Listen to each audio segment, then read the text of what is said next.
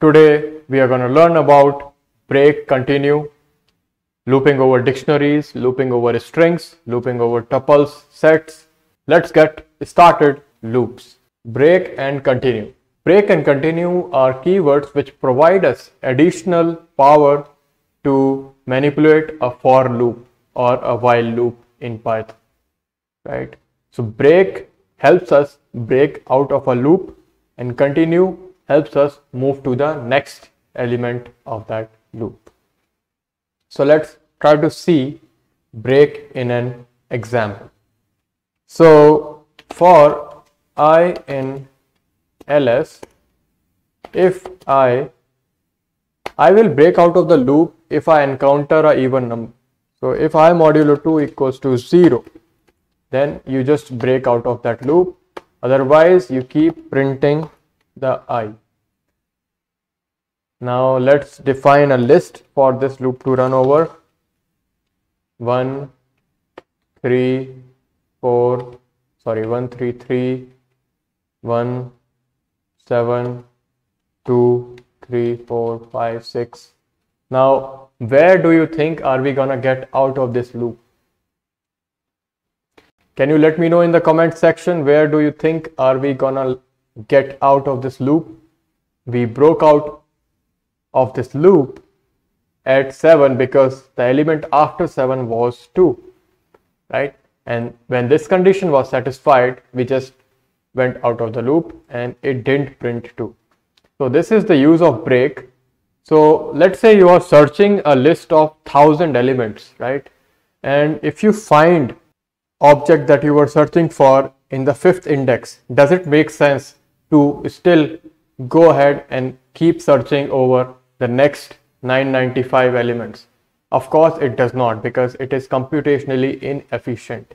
So in that way, if you have found that element, you could just break out of the loop. So that way break is very helpful. It provides us additional control inside of a loop. Now moving on to continue. So break helps us get out of a loop. Continue helps us move to the next element in that loop. So let's see an example of continue for I in ls.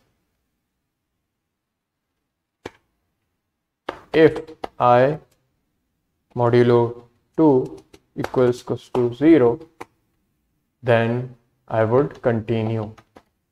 So you can have 1000 line of code here, right? Print blah blah or print square of I. But we only want to calculate that for a certain, if a certain condition is met.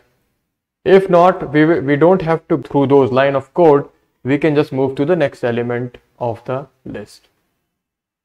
Or you might have nested for loops here also. Those are computationally expensive, right?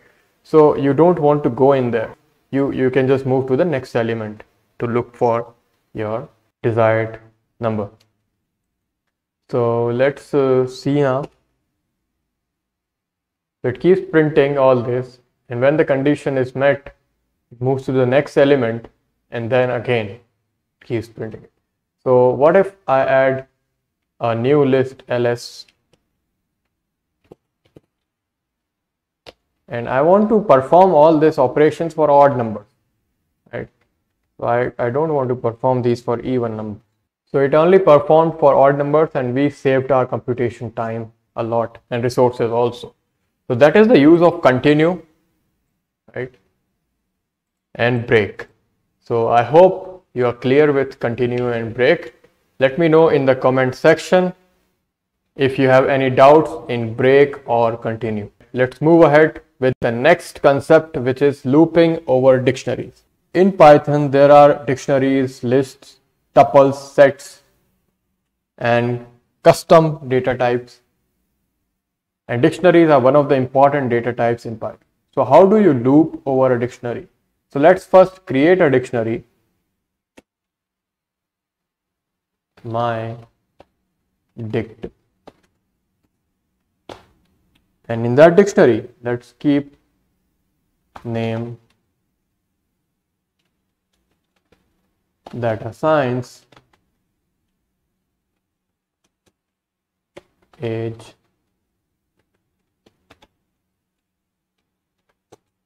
3 years, profession, making people great. So this is a dictionary. Now, how do we loop over this dictionary? So there are 3 ways actually you can loop over a dictionary using keys, values and both. So let's first understand how to loop over dictionaries using keys. For key in my dict, print key and the value. So value would be my dict and we pass the key for that value. So it prints key and the value, key and the value, key and the value. So the pretty simple syntax. You can iterate over dictionaries using their keys. And now what if we want to loop over dictionaries values? So for val in my underscore dict dot values. So this gives us a object with values in it and I can just print the values. So it only prints the values. Now whatever I want to, here you are fetching the value by using my dict key, right? But whatever I want to get it directly, but what if I don't want to fetch by passing the key, right? So we don't want to pass the key into the dictionary and still get the value. So how do we do that? We do that using the items method of dictionary class. For key comma value in my underscore dict dot items, print key comma value. So using dict dot items we can get the key and the value together. Any doubts in looping over dictionaries? You can ask me in the comment section. If you have joined now, say hi in the comment section. Okay, so let's move on to the looping over strings. So how do we loop over a string? So let's first create a string s equals to Rohit Champ. Now if I want to loop over this string, so for character in string, I want to just print the character. So when you loop over a string, when you create a for loop over a string, it loops character by character. So ROHIT space CHAMP champ moves character by character. So this is a simple way in which you can create a for loop over a string. Similarly with tuples we can do. So let's create a tuple.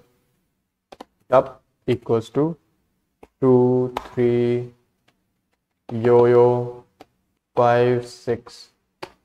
This is our tuple.